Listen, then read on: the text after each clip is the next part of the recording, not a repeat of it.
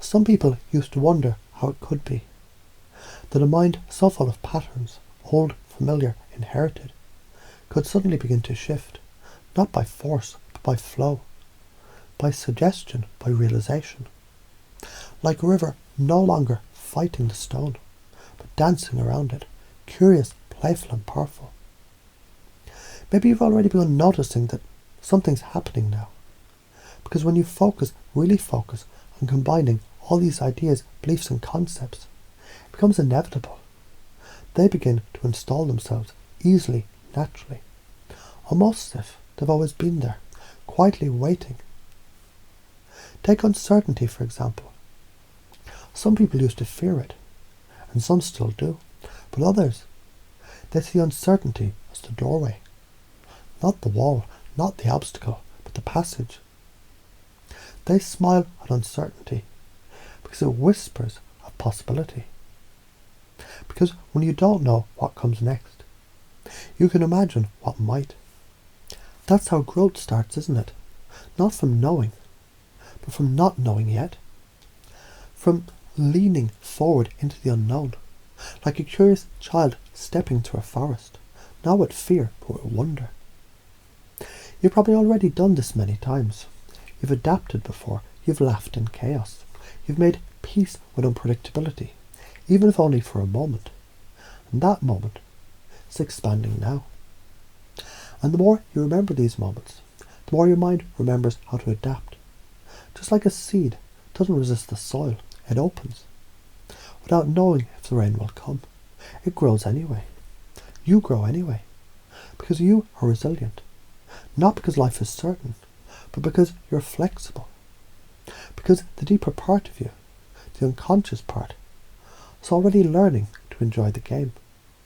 You see, reality is not what it is, what it's believed to be. And the moment your mind embraces this, it reprograms itself. Let me tell you about a time a man walked into a storm. Not literally, of course, but emotionally. His plans collapsed, his future unclear. But as he stood there, in what he called the chaos, he noticed something. He was breathing. He was standing. He was thinking differently. He wasn't frozen. He was learning. And the more he accepted the storm, the calmer he became inside it. Because the calm isn't outside, it's cultivated.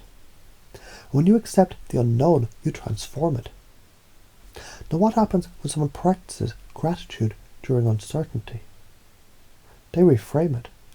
They say, thank you for the lesson I haven't learned yet. Thank you for the challenge that's shaping my next strength. Thank you for showing me what I can handle. And whether they believe it or not in the beginning, eventually it becomes true.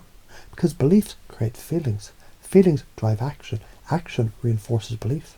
It's a beautiful loop. A self-feeding system of confidence. And now you're upgrading yours. You might notice you're someone who used to need control, but now laughs at change. Someone who used to fear being unprepared, but now plays with uncertainty like an artist with a blank canvas.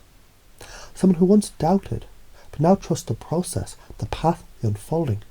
Because trust isn't blind, it's chosen. Chosen again and again, until it becomes second nature. Do you know what's wonderful about second nature? It feels like first nature. It's who you are. Because you are adaptable, you are curious, you are fluid, you are focused. You're calm in the eye of the storm. And all of those beliefs, they're not affirmations.